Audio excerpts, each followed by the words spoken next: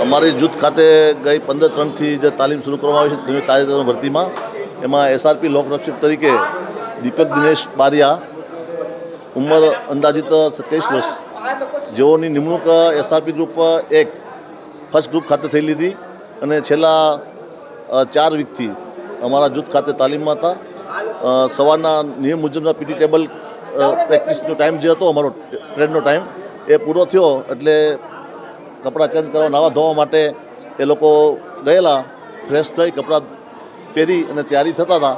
એ સમયમાં એને છાતીમાં દુખાવો થતો હતો એવો એના સાથી મિત્રને જણાવ્યું અને હોસ્પિટલ પાસે જવા માટે બંને નીકળ્યા.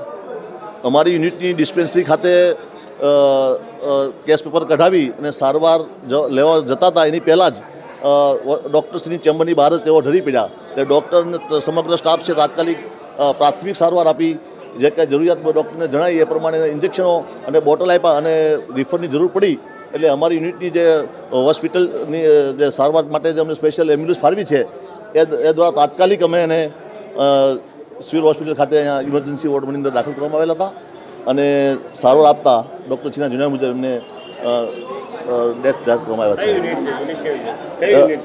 એની ભરતીનું જે યુનિટ છે એનું માતૃ જૂથ છે એસઆરપી જૂથ 1 છે.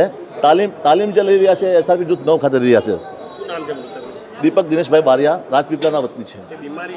ના કોઈ નિકાલી નહીં પણ હમણાં એને શરૂઆતમાં 9 વાગ્યા પછી જે પરેડ પૂરી થઈ અને એના મિત્રને જણાવ્યું ફ્રેશ થઈને લોકો બહાર નાસ્તો પાણી કરીને બહાર આવતા હતા જ્યારે કે છાતીમાં દુખે છે ને એ અનુસંધાને ડૉક્ટર પાસે અમારા યુનિટના ડિસ્પેન્સરીમાં સારવાર માટે ગયેલા હતા. ટ્રેનિંગમાં ના બિલકુલ નહીં. તાલીમ પછી જે રેસ્ટનો સમય હોય છે એ લોકોનો ફ્રેશ થવાનો સમય હોય છે 9:30 થી 10:30 સુધીમાં એ સમય દરમિયાન રાજપીપળા. Thank you. મારું ધીરજ ડીબી બાંભણિયા, હું ઇન્ચાર્જ સેનાપતિ છું એસઆરપી જૂથ 9.